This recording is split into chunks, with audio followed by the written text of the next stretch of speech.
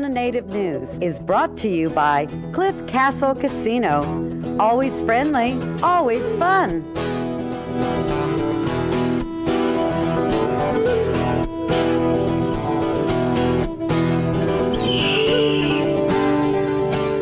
Good morning, I'm Linda Whitewolf, and you're watching another edition of Arizona Native News. Today I have a very, very special guest, someone I actually really look up to, and she's no stranger to all of our viewers. I have Mary Kim Titla. Good morning. Good morning. It's great to be here. Thank you for having me.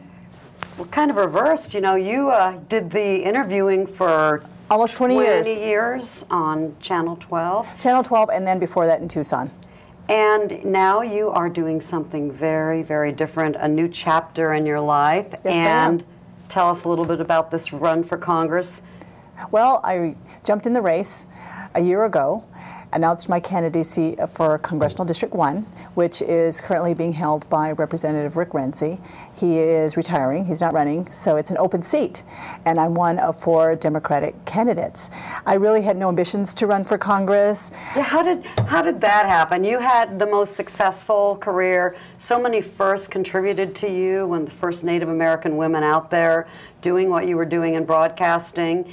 Then you suddenly resign, and now you're running for in politics. I mean, how does that happen? Well, I was asked to run.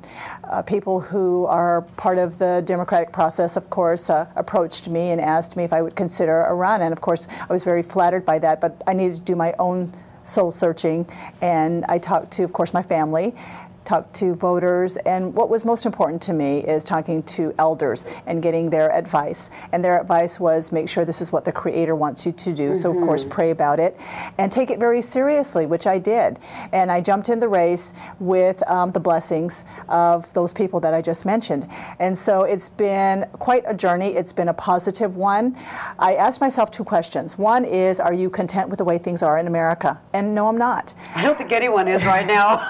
And the second question is, can you make a difference? And I believe I can. Since I left TV news, I've been involved in my own community more so than I've been in the past. I've always been involved. San Carlos will always be my home. I'm a member of the San Carlos Apache tribe, and so I've served on boards in economic development and with the Cattle Association. My son goes to the junior high, so involved, of course, with the local public school system. And it's been great, you know, to try to make a difference in my own community. And this just takes me to another level. Well, it does start with your own community. You are getting support from all over Indian country with, I think you were mentioning 50 different tribes have come in for support? Yes, and that's so very important because you want to have your own community behind you, you know, when you're running for office. And I'm very happy to say that tribal leaders are starting to rally around my candidacy. And now we have upwards of 50 tribes who have contributed to my campaign. And that means a lot to me. And I think it's very important when tribal leaders encourage our young people to get involved and to do things with their lives, that they have the backing of the tribal leadership. So that is very important. I think that it makes a statement when you have that many tribes supporting you around the country. Absolutely. It speaks volumes, and it tells people, and especially people in Congress, that, you know, Native American tribes are very serious about getting one of their own elected. Why? Because they believe that Native people can best relate to Native people. Absolutely. Because they've been there. But what's taken so long?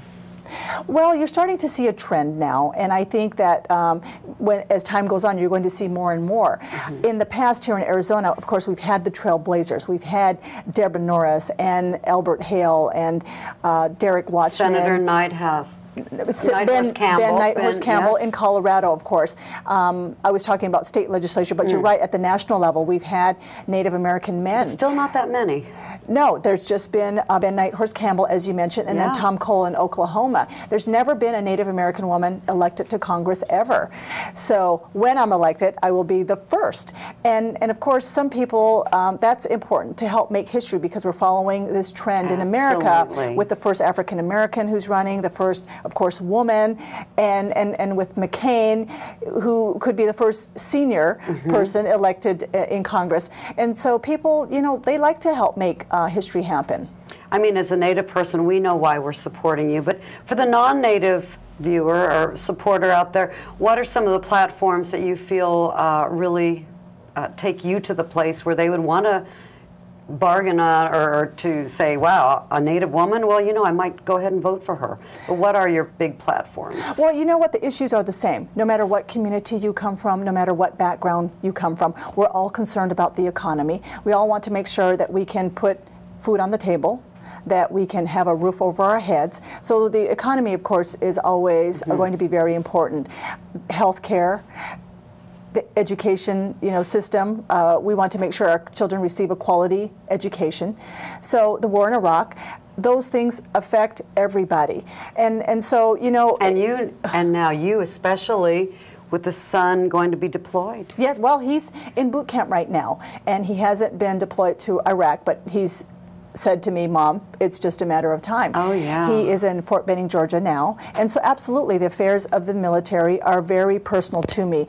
Of course, my background has been working with youth, and that's a big part of my platform. I've been an advocate for Native American youth primarily for more than 25 years. I've testified before Congress to advocate for more money for programs for young people. Well, so you've already spent a little time in that big room. Yes, I have. So it wouldn't be a stranger to you. No, absolutely not. And of course, I've covered politics. I couldn't be involved as much as I am now because as a journalist, as you know, we had to be neutral. And so I'm very much involved now, more so than I ever have been. But I've raised a lot of money for youth, for programs. I've, over the last 12 years, sponsored a golf tournament where Absolutely. we raised money for charity, $1 million almost. I've helped to raise, because we can't rely on the federal government. We have to do things on our own to make sure that their needs are taken care of. I'm very passionate about the youth, but I'm also very passionate about the family as a whole, from the very young to the very old.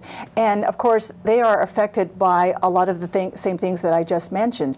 So when Absolutely. when it comes to relating, I think I have a lot to offer. My life experiences have put me in a position where when you talk about poverty, I can relate to that. Making ends meet, I can relate to that. Being underinsured by our healthcare system, of course, being a product of the Indian Health Service, I know what that's like. So there's a lot of things that I can talk to because I have those life experiences that will put me in a position to make sound decisions. And Mary Kim, that was awesome. And I'm so sorry we are out of time. I really appreciate you coming today.